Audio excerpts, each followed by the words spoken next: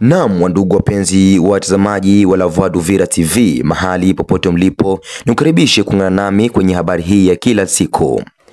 Waziri Mkuu wa Israel Benjamin Netanyahu Ijumaa ya Oktoba 10 alizuhuru hospitali ya Sheba katikati mwa Israel ambayo ilikuwa ikijiandaa kwa ajili ya kutoa matibabu ya dharura kwa mateka watakaoachiwa na Hamas chini ya makubaliano yaliyozungumzwa na Marekani. Ofisi yake imethibitisha Hamas inatarajiwa kuachiwa huru mateka 48 waliosalia, 20 pekee katika yao wakiaminika kuwa wangali hai. Israeli nayo baada ya kujiondoa Gaza inatarajiwa kuachia wafungwa 230 wa Palestina ambao wamemtakia kifungo kirefu katika magereza yake sawa na wafungwa wengine 1700 waliokamatwa wakati wa vita. Umati wa Palestina uliyazunguka malori ya misaada katika mji wa Khan Yunus Jumamosi Oktoba 11 wakati misaada ya kibinadamu ikiingia katika mji huo wa kusini mwa Gaza chini ya makubaliano mpya ya kusitisha mapigano. Kulingana na mashahidi, malori hayo yalikuwa yameingia kwenye eneo hilo kabla ya kutangazwa kwa usitishaji wa vita, yakiwa yamebeba misaada muhimu ikiwemo chakula. Kwa mjibu wa makubaliano hayo ya usitishaji wa mapigano, kasi ya usambazaji wa misaada ya kibinadamu itaongezeka katika ukanda wa Gaza, malori ya misaada yakiruhusiwa kuingia na kuondoka bila vikwazo kusini na kaskazini mwa Gaza. Maandamano yameshuhudiwa jijini Oslo kabla ya mechi ya kufuzu kombe la dunia kati ya Norway na Israel, usalama ukiimarishwa zaidi.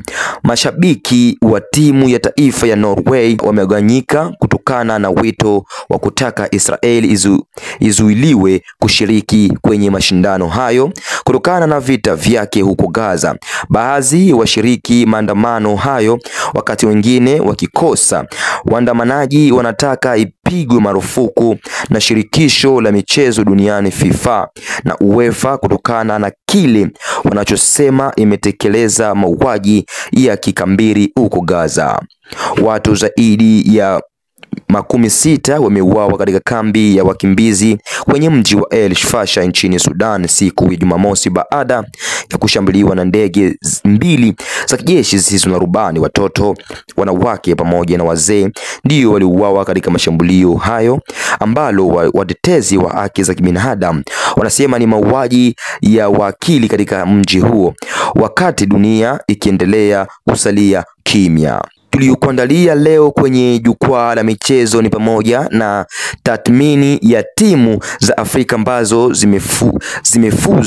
zimefuzu kombe la dunia mwaka wa 2026 na ni nani ambao wana nafasi ya kufuzu kuelekea raundi ya mwisho ya mechi za kufuzu. FIFA yateua wajumbe kutoka CACAFA. Rita Ilunga ndiye mkurugenzi mpya wa FECOFA nchini DR Congo.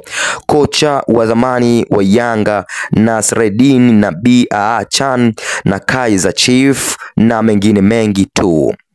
Habari kuu wiki hii ni pamoja na Israeli kuanza kuondoa wanajeshi wake kwenye baadhi ya maeneo ya Gaza. Rais wa DRC Felix Tshisekedi amtaka mwenzake wa Rwanda Paul Kagame kuamuru waasi wa M23 kuacha vita mashariki mwa Kongo.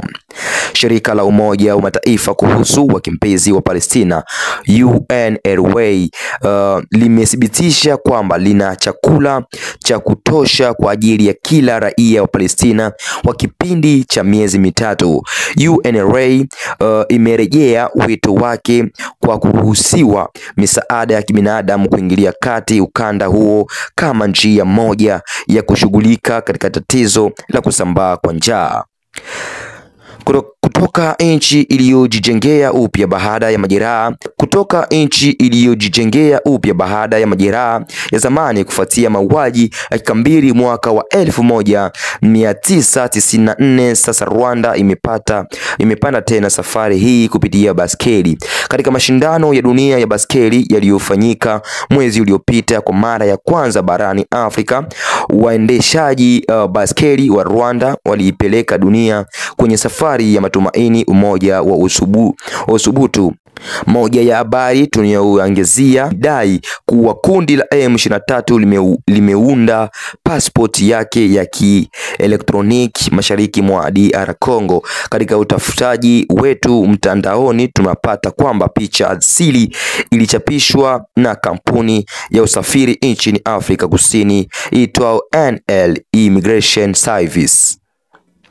Kundi la vijana wa Gens nchini Morocco limetangaza kusitisha maandamano yao kwa muda. Tangazo la vijana hao limejiri baada ya kushiriki maandamano ya wiki mbili kutoa wito wa kufanyika kwa mageuzi kwenye sekta ya afya na elimu. Licha ya matangazo hilo, wamesisitiza kwamba matakwa yao hayajabadilika, wakiendelea kushinikiza pia kuchukuliwa hatua dhidi ya wafisadi na kulaani kuendelea kuzorota kwa hali ya kiuchumi kwenye taifa hilo.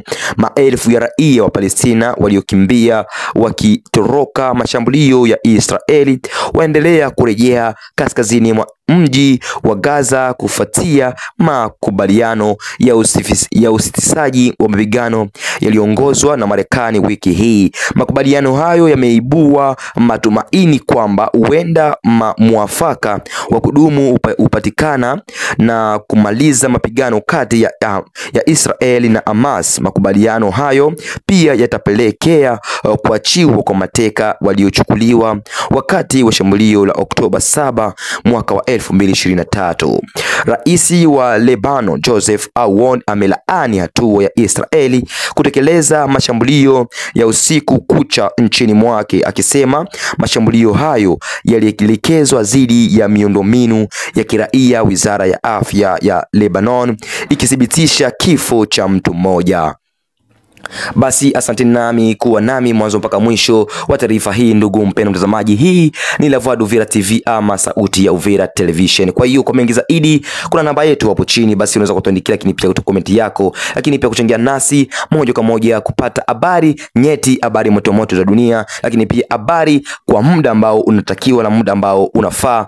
Asante kwa nami mwanzo mpaka mwisho, ndugu mpendwa mtazamaji wa La Voix d'Uvira TV. Basi chukua dakika moja tu kufollow, lakini pia kusubscribe channel yetu ili kupata habari zetu wa kwanza kabisa. Venker Ngale Musa ulikuwa nami mwanzo mpaka mwisho wa taarifa hii ya habari.